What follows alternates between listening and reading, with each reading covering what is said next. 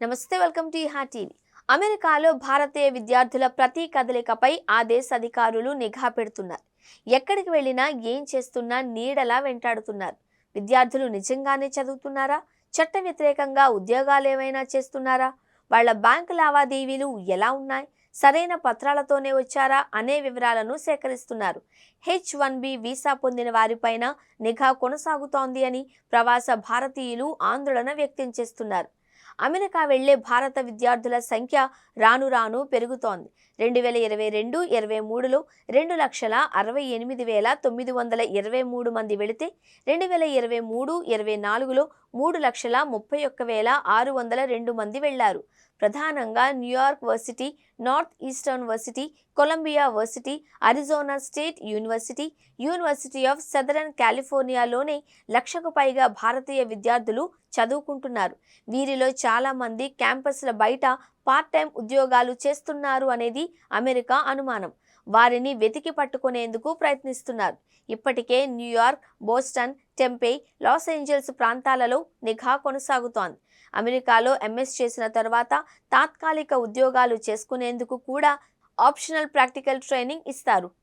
2023-24 లెక్కల ప్రకారం భారతీయ విద్యార్థులు 97,556 మంది ఓపీటీ కోసం దరఖాస్తు చేసుకున్నారు. ఓపీటీ చేసిన తర్వాత ఉద్యోగ ప్రయత్నంలో భాగంగా మరికొంతకాలం అమెరికాలో ఉండొచ్చు. ట్రంప్ సర్కార్ ఇప్పుడు ఈ సదుపాయాన్ని ఎత్తివేసే ఆలోచనలో ఉంది. అందుకోసం త్వరలో చట్టం తెస్తాను అని ట్రంప్ ప్రకటించారు. అదే జరిగితే ఎంఎస్ పూర్తయిన వెంటనే ఉద్యోగం వచ్చిన వాళ్ళు మాత్రమే అక్కడుంటారు. మిగతా వాళ్ళు తిరిగి ఇండియాకు రావాల్సి ఉంటుంది. అమెరికా వెళ్లడం కోసం ఒక్కో విద్యార్థి సగటున 35 లక్షల నుంచి 49 లక్షలు ఖర్చు చేస్తున్నారు. ఉత్త చేతులతో ఇండియాకు తిరిగొచ్చే పరిస్థితిని తలుచుకుంటేనే గుండె పగిలిపోతోంది అని విద్యార్థులు అంటున్నారు.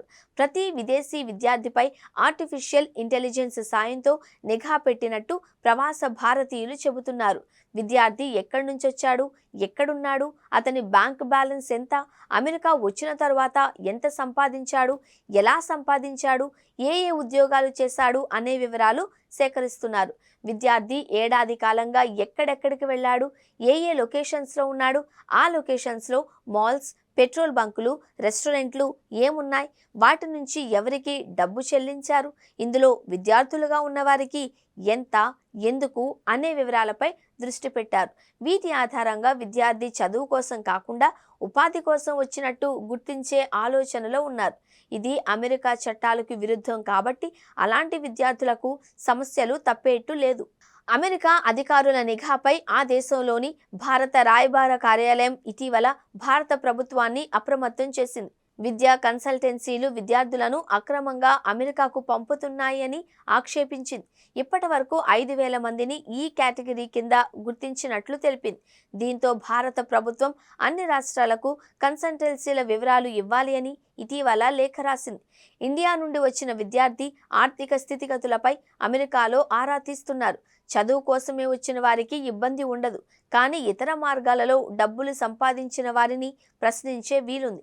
45 లక్షలు అప్పు చేసి అమెరికా వచ్చాను, పార్ట్ టైం జాబ్ చేసి కొంత తీర్చాను, ఇప్పుడు ఓపీటీ ఎత్తివేస్తే తిరిగి ఇండియా వెళ్ళిపోవాలి, అక్కడ ఉద్యోగం వస్తుందో రాదో చెప్పలేం, అప్పు తీర్చే మార్గం కనిపించడం లేదు అంటున్నారు అక్కడ చాలా మంది భారతీయ విద్యార్థులు.